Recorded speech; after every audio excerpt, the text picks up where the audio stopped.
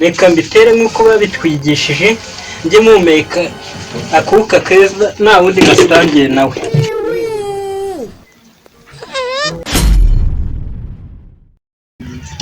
Tangazo hano mu mudugudu wa Nyakabumbwe ejo hari inama, mwebwe abaturage mwese musabwe kuyitabira, murakoze. Ubu ngubu igihe nabwiriye abaturage ko bari buze, ubu ngubu bariye ko bakerewe mu nama. Kanitabira iyo nama bahozwe batangaza. Ndabona aje. Uraho muyobozi.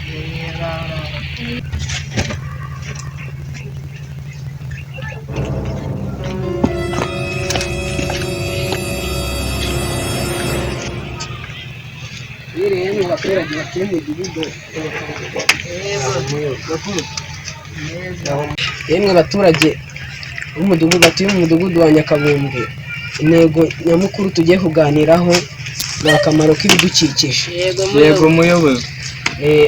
Ubundi iyo urebye akamaro k'ibidukikije dusanga biduhereza umwuka mwiza. Rero mujye mukumira abana banyu ntibakabyangize mureba. Yego muyobozi. Akabazwa muyobozi. Yego. Ibidukikije ni ibiti gusa hari n'ibindi. Urakoze kubaza ikibazo cyiza. Ibidukikije ntabwo ari ibiti gusa, harimo ibikorwa bya muntu nabyo ni ibidukikije. Harimo ibibaya, imisozi, amashyamba, inyamaswa, ariko muri byose ibyo tugomba kwitaho cyane ni ibiti hamwe n'ibyatsi n'ibindi bimera byose. Mwabyumvishe? Twabyumvishe cyane muyobozi. Tugomba kubikurikiza nibwo tuzagira ubuzima bwiza tugahumeka n'umwuka mwiza. Naho inama yacu irangiriye, mwakoze kwitabira.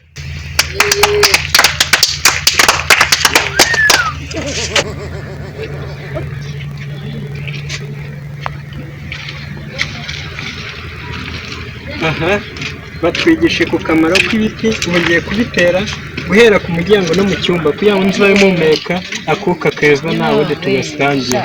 Iyo nama ni nziza, siko nanjye ndi bubikore. Ubu ngiye kugenda mpite mbikora.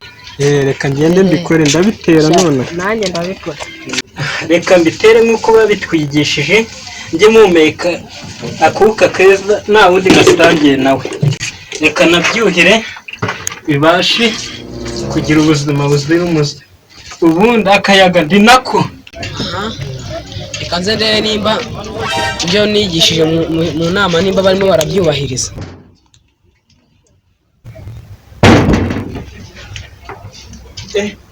Uzi umuntu wumvisha ko mangara. Karibu. Karibu.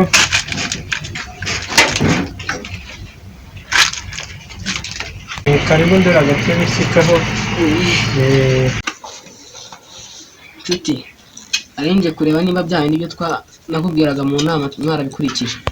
Muyobo, nikigera mu rugo uriya mugoroba nahise mbikora.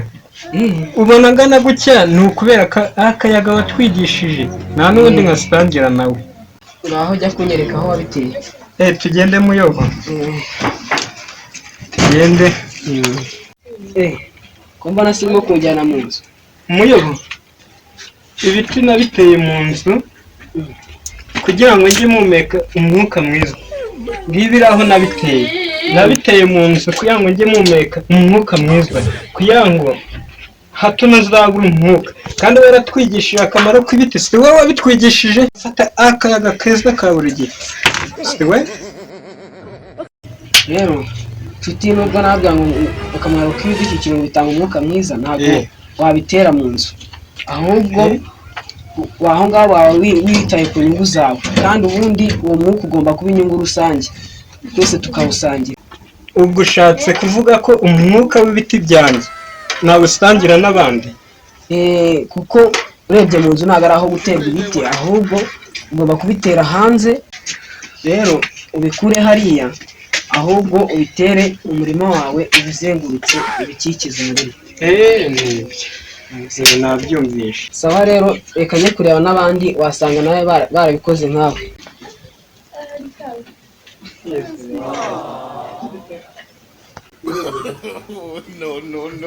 Mwiriwe. Yego. Tumeze gute se? Tumeze neza muyobozi. Ese ko mbona noneho mwatuzindukiye bimeze bite? Reka nkuzanira agatebe twicara ku muryango nsobanurire neza icyakuzinduye. Icyatumye rero nzinduka nanje kureba nimba ibyo twavugiye mu nama mwarabikurikije. Ese niba nahageze kare ngo urebe uko byari bimeze, reba narabikurikije. Ahantu urara mu buriri bwabo. Ese muyobo, si mwebwe mwatubwiye ngo ibiti biduhereza umwuka mwiza?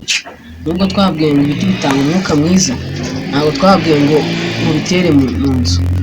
Nawe dore ubaye nka mugenzi wawe, ahubwo ubikure hariya hanyuma ubitere nko ku nkengero z'umurima, hanyuma bijye bibahereza umwuka mwiza.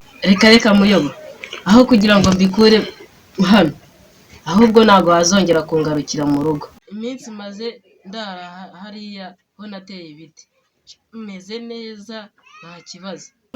Umva yewe umva